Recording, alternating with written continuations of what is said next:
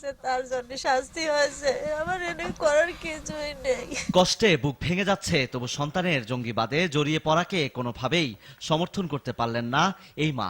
হ্যাঁ, সে দোষ করেছে, দোষী সে অন্যায়কারী, তার লাশ আমি চাইনি। একইভাবে সন্তান দেশের মানুষের ক্ষতির বিনিময়ে প্রাপ্যটাই বুঝে পেয়েছে বলে জানালেন মারজানের পিতা। আমার ছেলে যদি এই কাজের সাথে সত্যিকারেই জড়িত থাকে তাহলে তার বিচার করছে সরকার। যদি সরকার আমার ছেলেকে বাড়িতে পৌঁছায় দিতে পারে, এলাকাবাসীর আবেদন, অনেকদিন তাকে দেখে না, হয়তো এলাকার লোকজন খুব ভালোবাসতো, সেই হিসাবে হয়তো তাকে দাফন করত।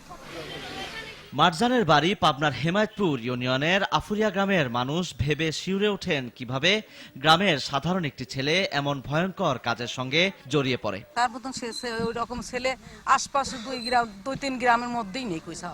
আমরা এলাকাবাসী চরম খুশি।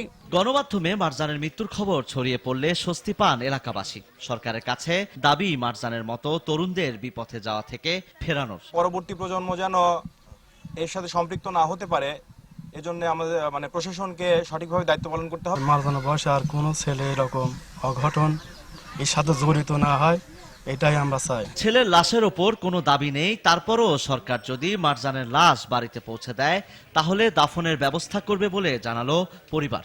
গেল বৃহস্পতিবার মধ্যরাতে ঢাকার মোহাম্মদপুর বেড়িবাঁধ এলাকায় কাউন্টার টেরোরিজম ইউনিটের সঙ্গে বন্দুকযুদ্ধে নিহত হয় মারজান সহ দুজন।